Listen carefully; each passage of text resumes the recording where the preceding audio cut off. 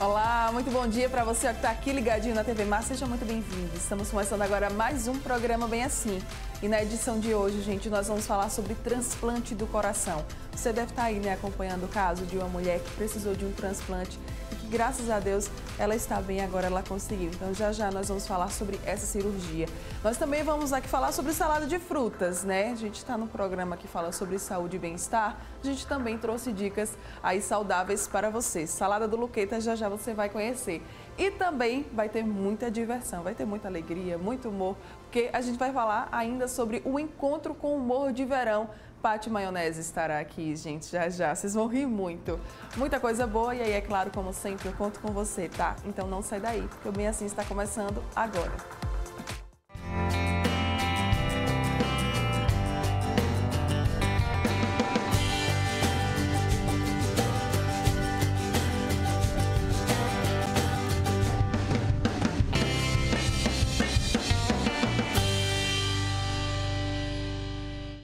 Muito bom dia mais uma vez para você, que está aqui ligadinho na TV Mar, você que nos acompanha pelo canal 25 da NET, pelo portal gazetaweb.com, galera que nos assiste aí pelo nosso aplicativo da TV Mar, né? E tem também o pessoal que ainda nos acompanha pela nossa fanpage no Facebook. Muito obrigada aí, tá? Pela tua companhia. Um excelente dia para você. Valeu mesmo por estar aqui coladinho, juntinho com a gente. Lembrando das nossas redes sociais, corre lá para acompanhar a gente, caso você ainda não faça isso. Estamos no Instagram, no YouTube e também lá no Facebook como TV Mar Canal 25. E tem ainda o nosso WhatsApp, que é por onde você consegue nos mandar mensagens mais diretas, conversar com a nossa produção. Beleza? Recadinhos dados, vamos embora então, gente, começar o dia, que agora é assunto importante, tá? Vocês devem, ter acompanhado ou estar acompanhando nos últimos dias um caso de transplante de coração aqui em Maceió. Em resumo, Ana Carolina Correia, de 29 anos, estava esperando há 51 dias por um transplante. E ontem, gente, aconteceu a cirurgia. Ela sofria com uma doença rara, chamada de miocardiopatia periparto, descoberta em outubro de 2017. Ana Carolina perdeu a chance de ser transplantada 3 vezes, pois os familiares do doador não permitiram a doação do órgão. E aí, para falar, gente, sobre esse tema, eu recebo agora aqui no estúdio o cardiologista Rógenes Padilha. Muito bom dia, doutor Rógenes. Seja muito bem-vindo aqui ao Bem Assim. Obrigado, Mara. Eu que agradeço aí o convite de estar aqui no programa com vocês, né? E para falar desse assunto importante, né? Não só de transplante cardíaco, como as causas, né, que levam o paciente a ter indicação de transplante cardíaco, né? Exato. Já começo, inclusive, com essa pergunta, doutor. Certo. Em que casos é necessário acontecer um transplante de coração? Veja bem, são naqueles pacientes, Mara, que tem cardiopatia final, tá? Essa paciente, no caso, ela teve uma miocardiopatia periparto, tá? É uma doença rara. A maioria dos pacientes indicados de transplante não são por essa causa. São por cardiopatias isquêmicas, tá certo? Sequela de múltiplos infartos, cardiopatias valvares, aqueles pacientes que já fizeram troca valvar várias vezes, tá? Algumas outras cardiopatias, como algumas sequelas de cardiopatias virais. Então, uma série de causas, tá certo, que levam o paciente a uma insuficiência cardíaca terminal, tá? Porque você pode ter um paciente com insuficiência cardíaca, a gente tem classes de insuficiência cardíaca. Certo. Classe 1, 2, 3, 4. Geralmente o paciente indicado para transplante é a classe funcional 4, que é a classe terminal. É aquele paciente, Mara, que tem, por exemplo, ele tem um cansaço até pentear o cabelo. Imagina. Que é um esforço bem mínimo, leve, né? São aos mínimos esforços. E alguns deles, eles não conseguem sair da UTI, precisam de drogas vasoativas, que são drogas usadas apenas em UTI. Né? O transplante cardíaco é indicado nesses casos. É indicado nesses casos. Como que ele é feito, doutor? É uma cirurgia cardíaca, né, aberta, né? Lembrar da importância da doação. Já a gente fala da doação. Vamos explicar como é que é feito? Certo. Geralmente você tem que ter compatibilidade, né? Não adianta ter só a questão da doação. Começa pela compatibilidade. Primeiro pelo sistema ABO, tem que ser do mesmo tipo sanguíneo e alguma compatibilidade dos anticorpos. Esse paciente é feito uma cirurgia cardíaca de grande porte, onde é colocado o novo coração no paciente, no receptor, né, retirado do doador, colocado no receptor. Esse pós-operatório é feito em uma UTI cardíaca, tá certo? Na maioria das vezes precisa se usar drogas vasoativas é uma cirurgia de grande porte, tá? E ao longo da vida, esse paciente vai ter que ter acompanhamento clínico, que é tão importante como o transplante. Sim. Porque ele vai ter que tomar imunossupressor para que não haja uma rejeição do órgão. Ainda tem todo esse processo, né? Após a cirurgia. A gente tem um paciente transplantado aqui, é um recorde, já está com 30 anos pós-transplante, tá certo? E vive uma vida normal, né? Um transplantado, um dos mais antigos aí que se tem. E aí você falou, né, doutor, sobre a questão da doação de órgãos. Sem a doação do órgão, não é possível haver o transplante de coração. Vamos falar um pouquinho sobre a importância da doação de órgãos. Inclusive, a Ana Carolina, gente, chegou a haver um teste de compatibilidade. Foi compatível um coração, né, para ela, só que aí a família, infelizmente, não liberou.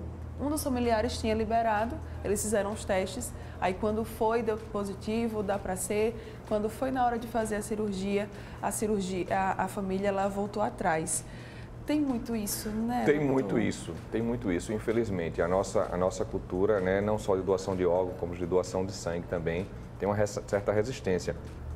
E não é só coração, tem órgãos que são mais aproveitados, por exemplo, córnea, tá? Sim. Muitos pacientes que têm lesão de córnea, fígado, tá certo? Então tem uma série... Filas e mais filas, Filas né? e mais filas, né? E a gente tem a sorte aqui de ter um centro de transplante, que é a equipe do Dr. José Vanderlei, que faz transplante cardíaco. Mas a gente, transplante renal, tá? Transplante renal, vários pacientes em hemodiálise, né?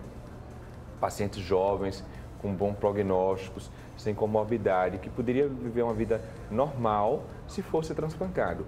É de suma importância, tá certo? Uma educação, isso deve começar nas escolas, né? Com as crianças, a questão da doação de órgãos. Tá Ainda certo? existe tabu e preconceito, né? Sim, sim. Como é que a gente pode começar a quebrar isso na sociedade? Além, é claro, também de começar a falar sobre esse assunto nas escolas. É uma questão de educação, né? Sem isso, né, a educação da nossa população, saber que aquele indivíduo que está em morte encefálica, né, aquele órgão pode ajudar uma pessoa que precisa, né? Isso é uma questão até de sensibilização. Né? Tem que ser feito um trabalho com psicólogos, né? É uma questão de educação mesmo, né? A partir do momento que você interna no hospital, se você internou, você está sujeito, principalmente pacientes vítimas de trauma, né? Então, assim, é de suma importância, não só o coração, que no caso dessa paciente foi coração, mas a gente, como eu te falei, tem outros órgãos também, como rim, córnea, fígado, né?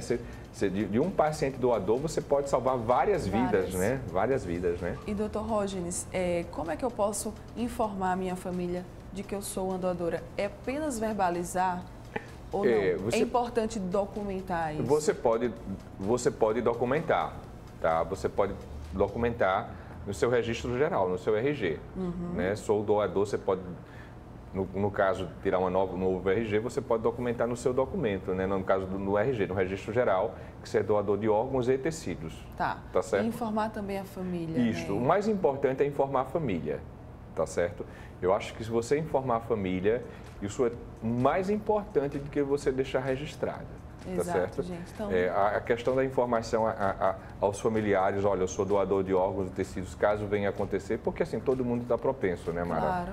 Claro, ninguém está imune a nada. É aquela coisa, a gente não sabe o dia de amanhã, né? Claro. A gente não sabe o dia de amanhã e todo mundo está propenso. Infelizmente, assim, a gente é muito frágil, né? Qualquer um está propenso a um acidente, a ser vítima fatal de alguma coisa. Então, né? gente, se você tem esse interesse, se você é essa pessoa que quer doar os seus órgãos, desde já informa a tua família, porque você pode salvar muitas vidas. A gente estava aqui falando do caso específico da Ana Carolina.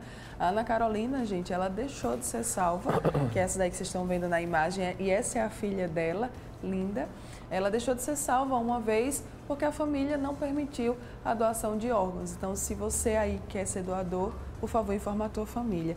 Voltando um pouquinho, doutor, para o transplante, tem contraindicação? Alguém pode não ser, não receber tem contraindicação. Por exemplo, pacientes que têm doenças sistêmicas graves, tá certo? Tudo, o transplante, a gente tem que pesar um custo-benefício, tá? Pacientes que têm, por exemplo, que não têm adesão ao tratamento, Tá? Pacientes, por exemplo, porque assim, esse paciente transplantado, ele vai ter que tomar imunossupressor a vida toda e fazer um acompanhamento clínico bem restrito. Imagina você transplantar, é um dispêndio de recurso, de trabalho e de órgão para um paciente que não adere ao tratamento. Sim. Tá? Que não tem um suporte social e familiar, tá certo? Então, isso é uma contraindicação. Pacientes que têm, por exemplo, vai fazer um transplante cardíaco, se ele tem uma insuficiência hepática grave, é contraindicado. Paciente, por exemplo, que tem indicação, eu vou falar especificamente no transplante cardíaco, tá certo? Tá. Mas isso serve para os outros também. Vai fazer um transplante cardíaco, aquele paciente que tem uma insuficiência pulmonar, tem um enfisema pulmonar grave, você já contraindica, tá? Porque ele tem outras comorbidades. Por exemplo, você tem indicação de um transplante cardíaco num paciente que tem uma sequela de acidente vascular encefálico grave. Acima de 70 anos é relativo, né? Depende muito do estado geral. Mas, por exemplo, um paciente muito idoso, acima de 70 anos, que tenha comorbidades, também seria uma contraindicação pela questão da sobrevida, tá? Mas isso é relativo, porque foi visto medicina baseada em evidência que existe casos que você transplanta pacientes acima de 70 anos, ele tem uma boa sobrevida e com índice de rejeição menor até dos órgãos, tá certo? Mas, principalmente, a não adesão ao tratamento e tem que tenha outra doença sistêmica grave, tá certo?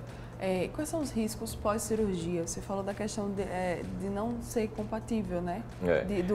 Do corpo rejeitar aquele novo órgão.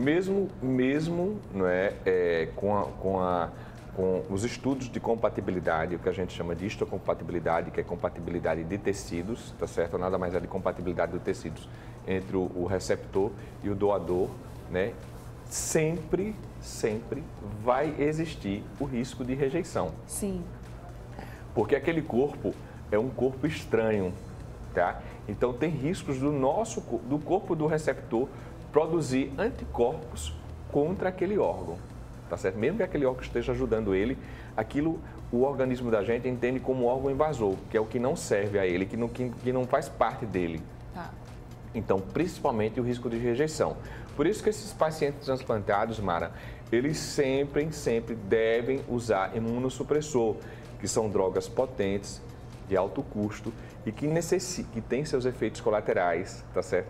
E que essas drogas necessitam ser monitoradas em acompanhamento ad eterno, tá? Sempre tem que estar sendo acompanhado por um Sempre. Todo paciente com transplante, principalmente, por exemplo, transplante renal, transplante cardíaco, transplante de fígado, esses pacientes devem ter um segmento ambulatorial para o resto da vida deles. E a recuperação?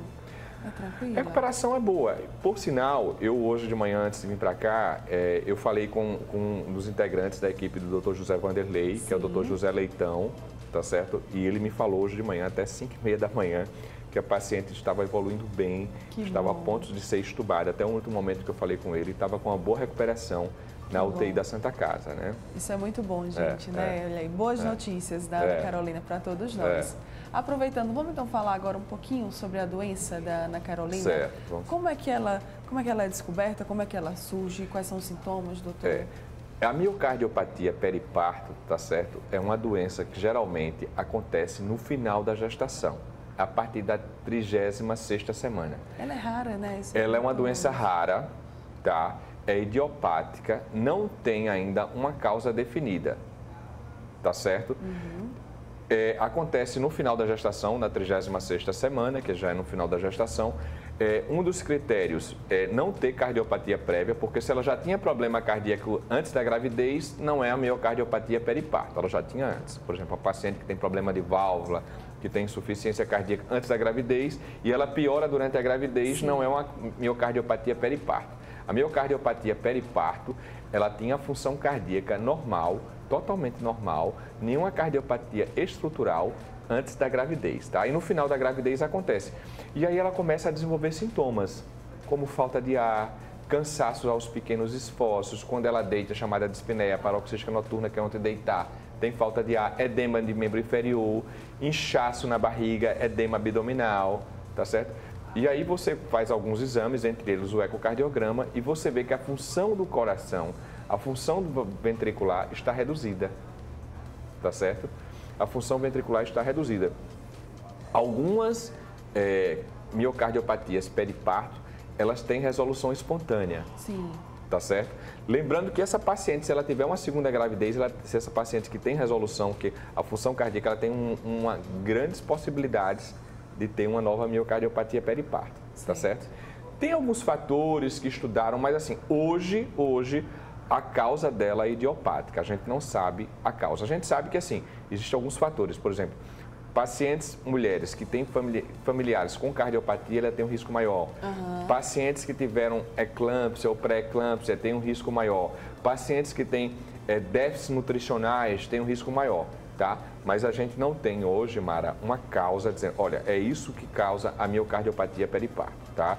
Ela é idiopática, né? Não se sabe ainda uma causa. E aí não corre nenhum risco para o bebê? Não é contagiosa. Tá certo? Não é uma doença contagiosa, não corre... O bebê não vai nascer com algum problema cardíaco, de forma alguma, tá certo? De forma alguma. Eu não sou paciente dessa médica, mas eu acompanhei ela com o trabalho no Hospital do Coração, ela estava inclusive internada lá.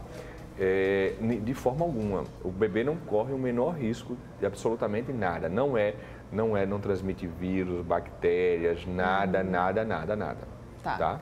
Para a gente fechar, doutor, essa nossa entrevista aqui, né, cheia de informação aí, muito legal para vocês, queria que você deixasse uma mensagem, doutor Rógenes, para as pessoas que estão nos assistindo sobre doação de órgãos. Olha, eu acho que só quem sabe o que é doação, quem teve um familiar que precisou, tá? Doação de órgão, hoje, é uma coisa imprescindível. Se tiver algum acidente fatal, se você tem algum paciente, algum familiar de morte encefálica, você pode salvar 3, 4 vidas. Imagina, você pode fazer um transplante do coração, do fígado, do rim e de córnea. 4 órgãos vitais de um só doador. Você pode fazer alguém enxergar, você pode fazer alguém voltar às suas funções cardíacas. Eu até desejo, né, Mara, que essa paciente possa comemorar com o filho dela, com a filha dela no aniversário. Você pode voltar o paciente a ter uma função hepática normal, sabe? É voltar a enxergar. Então, poxa, isso aí... É transformar a sua dor na alegria de outras famílias, né? Sim, fazer da sua dor, daquele momento tão doloroso, algo bom para outras pessoas. Então, pensem bastante, tá, gente? E aí a gente tem aniversariante do dia.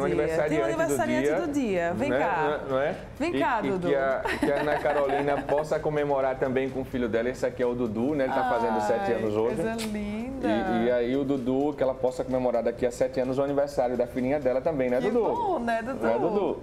Dudu é filho do Dr. Rógenes, está fazendo 7 anos, gente. Essa coisa linda. Olha só hoje. E a Azulina, né, gente? Olha só, Azulina. Dr. Rógenes também é azulino, né, doutor Rógenes? Acompanha o canal Esportes aqui, feito na resenha. Dudu, parabéns. Beleza? Agradece a tia, Mais Dudu. tarde vai estar lá, né, comemorando. Chega, vem cá. Vai lá falar com a tia, Dudu. Vai lá falar com a tia. Senta aqui, ó, desse ladinho aqui. Vamos encerrar juntos aqui o quadro, tá certo? Doutor Rógenes, muito obrigada. Eu que agradeço. Contatos, né, para o pessoal de casa aí. Sim, a gente atende lá na Cardiocenter, não só eu, como toda a equipe, né? A gente está disponível, né? E quem quiser nos procurar, fica aqui no 3325-4315 na Cardiocenter daqui. Tá certo. Tá? Diga aí, Dudu, o que foi? Quero falar uma coisa minha. Pode falar. Fala aqui pertinho do microfone da tia. Diga. Aqui? Pode falar pertinho. Oi, mamãe, eu te amo. Ai, que coisa mais linda. Olha aí, mamãe, já ganhou o recadinho, ganhou o beijo. Muito bem. Vamos agora encerrar aqui com a tia. Você que está aqui, ó, ligadinho com a gente. Muito obrigada pela sua companhia, mas não sai daí, porque ainda tem muita coisa boa para rolar aqui no programa. Daqui a pouco estou de volta. Dá tchau, Dudu. Tchau. Obrigada, doutor Rógenes.